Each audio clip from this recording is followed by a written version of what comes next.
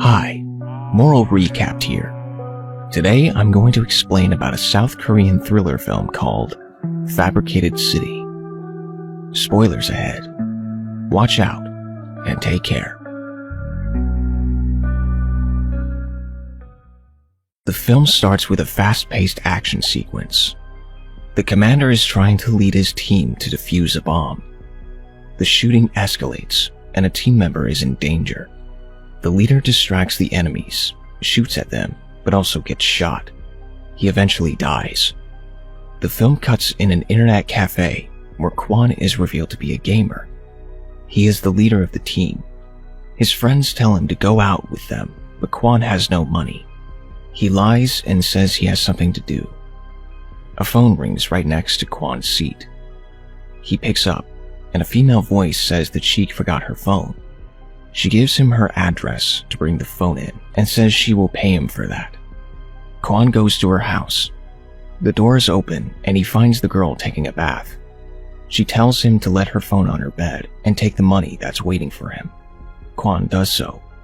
Before he leaves, he tells the girl she should not let her door open while she is in the bathroom.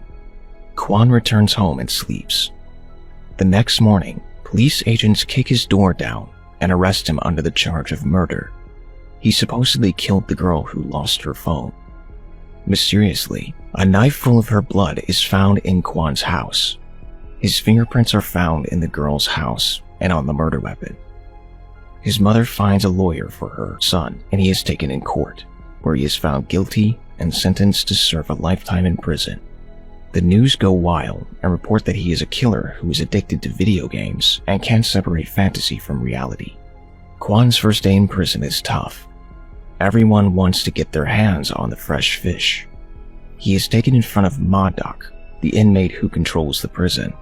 He blames him for the murder of the girl, but Kwon gets angry because he is innocent. He charges at Ma, but the other inmates serve him a good beating. The guards take Kwon, and he will spend 30 days in isolation. His punishment is over, and his mother visits him with his lawyer, Min. She tells him she is doing everything in her power to help him. Ma's gang won't leave Kwon alone, and they beat him up every day. On lunchtime, a man sits next to Kwon. Rumor has it he is a serial killer who tortures and kills his victims. He tells Kwon that he must have some experience in martial arts, since he has lots of endurance in receiving a beating.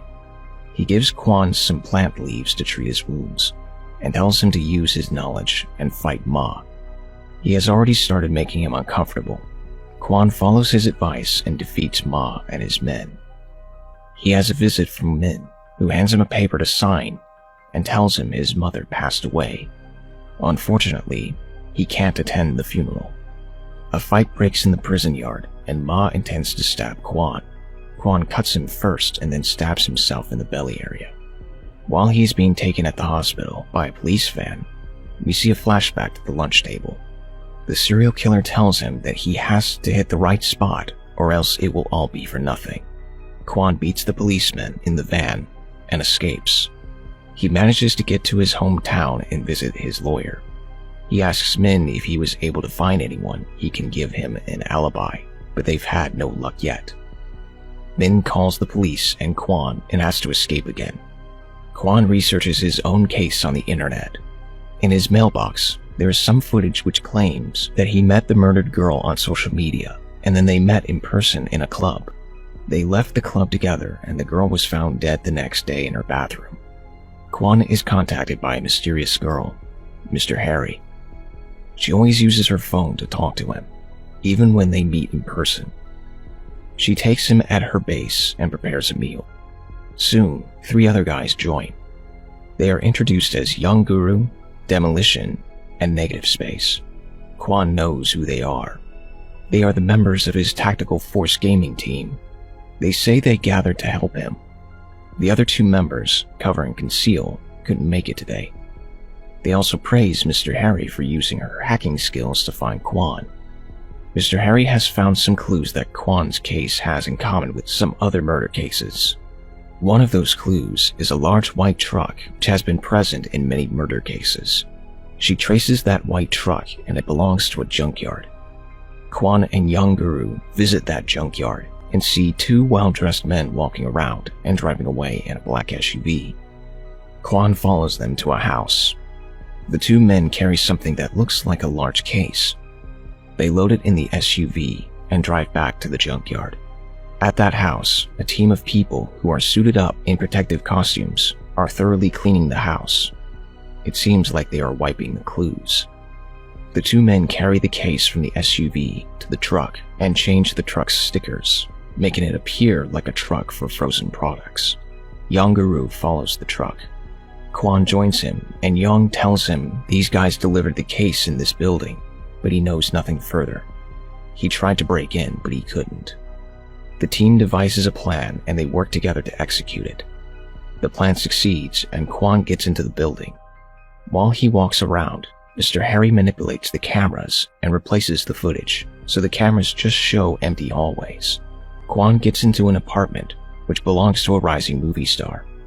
He sees the case which was carried and delivered by those suspicious men, and he opens it. The actor is tied up and dead in it. Kwon has to hide because of a group of people come in the room. They seem to know what they're doing, and they are staging and framing the actor's death in a certain way. When they are done, Kwon comes out and looks at the dead actor. The viewer is taken through a mini camera that's installed on the television set, and the person who is looking in it, he is Kwon's lawyer. The film presents a flashback in which we see the lawyer is part of the organization that stages and frames murders. A woman comes to him and asks for his help. The actor has been killed indeed, but they need to frame it and blame it on someone else. Min comes up with a complete story around the actor. They find out everything about his life and then proceed to blame his murder on an innocent woman. The work they do is detailed and precise, with no room for errors. Min plays one last move. He makes a call and says he needs to get someone out of jail. Kwon's team analyzes the fingerprints that were planted at the murder scene. They belong to the woman who is going to get the blame for the murder. They track her down and install a bug on her phone to keep an eye on her. That woman receives a call by a female operator who tells her someone has found her wallet. Kwon recognizes that voice. This is the same female voice that called him some months ago to lure him in the murder scene. The innocent woman is going to get set up. Mr. Harry, who now trusts Kwon and tells him her real name is Yu, traces the call center, and they now know who the female voice belongs to. Kwon follows that operator and he is just ready to grab her, but she is saved by a biker and they ride off. Kwon hunts them down with his car, but the police is now hunting Kwon. Kwon's car breaks down, but luckily, the police vehicles are crashed and immobilized by a truck. However, Ma appears and knocks Kwon out. Kwon wakes up in a warehouse and he is held by Ma's men. Mr. Harry has called the police and she screams that she's being held hostage by Kwon, the fugitive.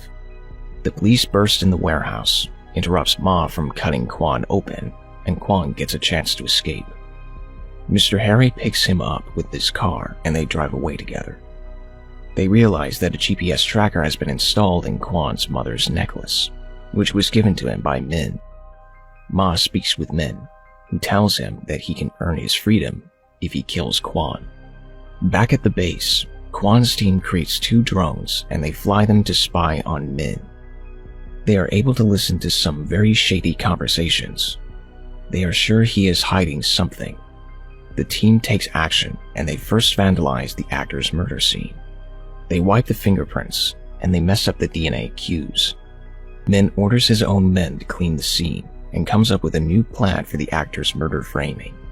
Kwon and his team get in the middle and attack Min's operatives. The chairman of the organization pays Min a visit and is very angry at him because this job is getting delayed. Min's assistant is very worried this time. Min tells her to relax. The actor's case is going to be settled. He switches the news on. The reporters say that the actor's body was found dead in a motel. The reporters can't be stopped by the police and they charge in the room. The chairman's daughter is found on the room's bed next to the actor's dead body. Kwon calls Min and asks him if he liked his trick. He copied his methods to make this work. Min walks into the kitchenette to talk with Kwon on the phone. and laughs hysterically. He says he likes being challenged for once. His job has become dull.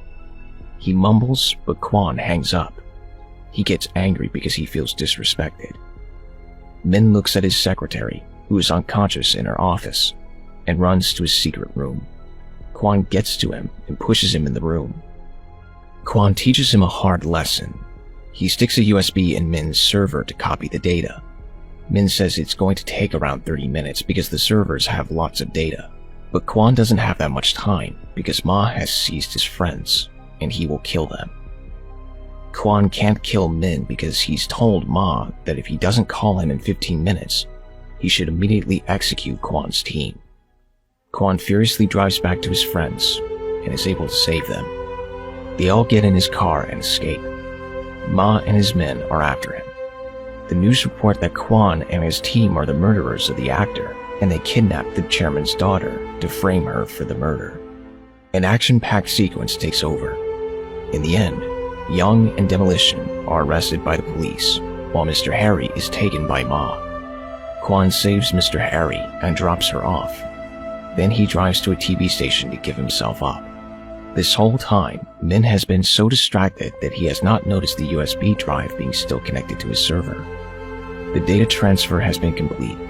Mr. Harry copies the data, and Space brings Cover and Conceal on the scene. They start a live broadcast and expose the truth. They reveal how Min has been manipulating the murders to frame innocent people and assist his high-profile rich clients get away with murder. Min is arrested, and he gets thrown in jail, where he comes face to face with Ma's unpleasant welcoming. The innocent people are freed, and the real criminals are arrested and sentenced. The film ends with Kwon and his team eating together in a bright environment. Kwon visualizes about his mother, and a smile is formed on his face.